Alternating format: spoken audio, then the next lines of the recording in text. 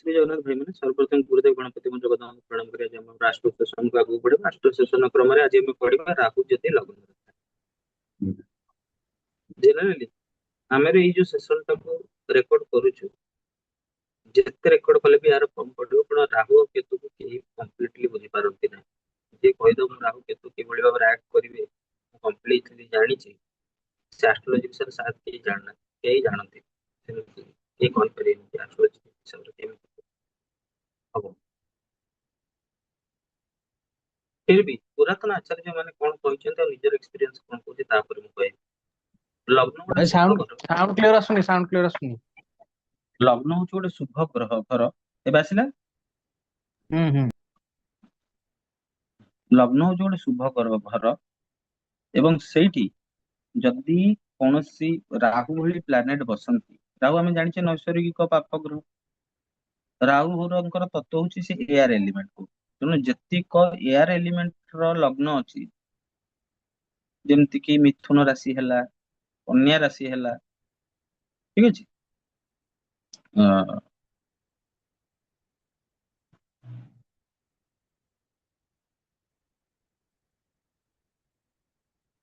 କୁମ୍ଭ ରାଶି ହେଲା ଯଦି ସେ ଲଗ୍ନରେ ରାହୁ ରହିଲେ ତାହେଲେ ତାଙ୍କର କାର୍ଯ୍ୟକରଣୀ କ୍ଷମତା ମଧ୍ୟ ବଢିଯାଏ ଯଦି ଲଗ୍ନରେ ରାହୁ ରହିଲେ ତାହେଲେ ତମେ ମ୍ୟାଗ୍ନେଟିକ ଦେଖାଯିବ magnetic out of box thinking ତମର ରହିବ ପୁରାତନ ଆଚାର୍ଯ୍ୟ ମାନେ କହୁଛନ୍ତି ସିଏ ଭାଇ ମିଷ୍ଟ୍ରିୟସ୍ ରହିବ ଏବଂ ଅନୟୁଜୁଆଲ ବିହେଭିୟର ତାର ରହିବା କଥା ରହିବ ଏବଂ ସିଏ କେବେ ବି ଭିଡର ହିସ୍ସା ରହିବ ନାହିଁ ସେ ସବୁବେଳେ ଲାଇନ ରୁ ଅଲଗା ରହିବ ଏବଂ ସିଏ ଚାହିଁବ କି ମୁଁ କେମିତି ପାୱାରଫୁଲ ବନେ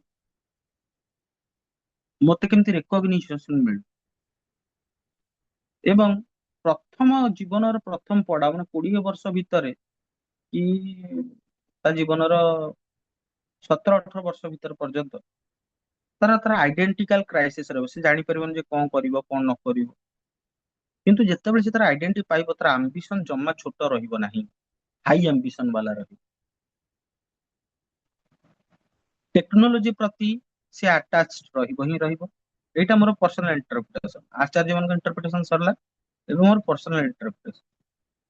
ଟେକ୍ନୋଲୋଜି ପ୍ରତି ସେ ଆଟାଚ ରହିବ ହିଁ ରହିବ ଅନକନଭେନସନାଲ ଫିଲ୍ଡରେ ତାର କ୍ୟାରିୟରକୁ ବନେଇବ ସିଏ ତାର ନା ଇଣ୍ଟ୍ୟୁସନ ବହୁତ ବଢିଯିବ ଆଉ ତାର ସାଇକୋଲୋଜିକାଲ ଇନସାଇଟ୍ ଏତେ ଥିବ ଯେ କହିବା ବାହାରେ ତାର ସଡନ ତାର କ୍ୟାରିୟରରେ ସଡନ ରାଇଜ ବି ହେଇପାରେ ଫଲ ବି ହେଇପାରେ ପ୍ରୋବ୍ଲେମ କଣ ହୁଏ ସେମାନଙ୍କ ସହିତ ସେମାନେ ଜେନେରାଲି ବହୁତ ଓଭର ଥିଙ୍କ ଆଉ ଆଂଜାଇଟିରେ ରହନ୍ତି ଏବଂ